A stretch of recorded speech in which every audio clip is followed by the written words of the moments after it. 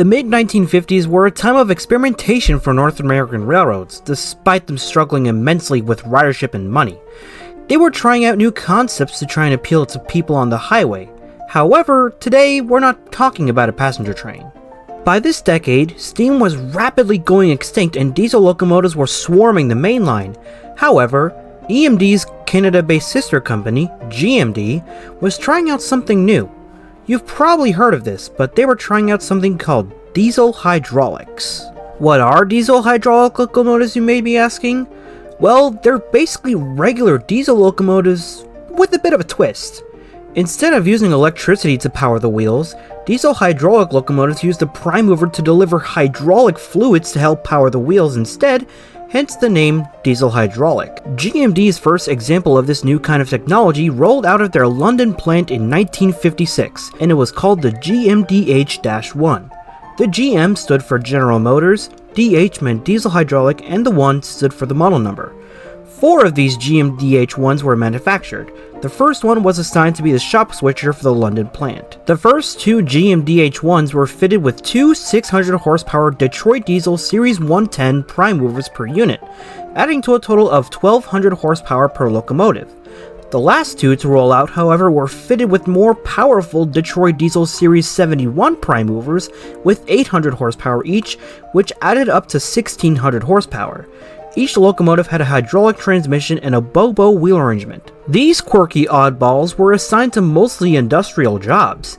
They were given their own respective serial numbers: GMDD 1001, 600, 800, and 801. 1001 retired from switching service in 1975 and was restored in 1986. It's now on static display at the Canada Science and Technology Museum of Ontario, according to Wikipedia. Locomotive 600 was sold to Brazil almost immediately after getting built, being assigned to industrial jobs on the Rio Grande do Sul. I really hope I said that right. It was renumbered to 6031, but was apparently scrapped at an unknown date. The last 2 built, 800 and 801, went through a series of owners. 800 was first assigned to work on the Electric Reduction Company until 1972, when it was sold to S.J. Paikin through Malcolm Black Equipment Limited, who in turn sold it to Limestone Productions in October of 1973 as their number 3-6902.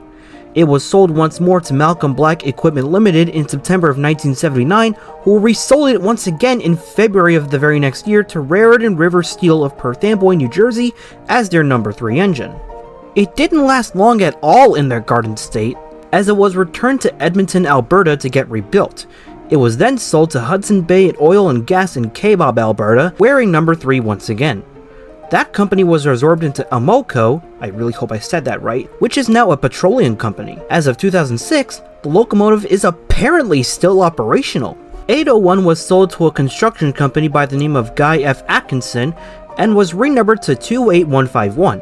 It was re-gauged to 5 foot 6 inches and shipped to Pakistan to help with the construction of the Mangla Dam, and apparently it's still there, according to Wikipedia once again. Going back to GMD, they wound up building another type of hydraulic locomotive, and it was pretty similar to their first examples.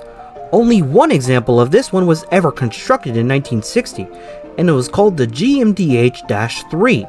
The 3 stood for the model number. No idea why they didn't call the GMDH-2.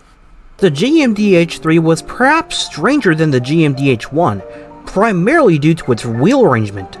While the previous locomotives had bobo arrangements, this one used a single C truck, or 060.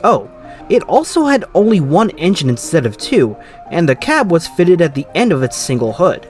Speaking of hood, an 8-cylinder Detroit Diesel Series 71 engine lied under there, which was capable of putting out 275 horsepower and holding a max of 330 US gallons of fuel. After being rolled out of the GMD shops, it served as a demonstrator number 275. Apparently, during its time as a demonstrator, it went to Egypt for some reason, according to Wikipedia.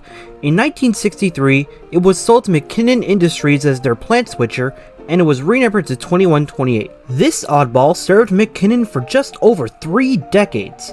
They sold the little GMDH-3 to the famous South Simcoe Heritage Railway. However, the engine only stood there till 95, when it was declared surplus to requirements by the railroad's directors, according to Wikipedia. The very next year, it was purchased by the Southern Michigan Railroad Museum. As of 2006, the pint-sized switcher remains in operational condition, but apparently the museum's still looking for the funds to actually operate and maintain it. More recently, the locomotive was repainted in 2 shades of blue.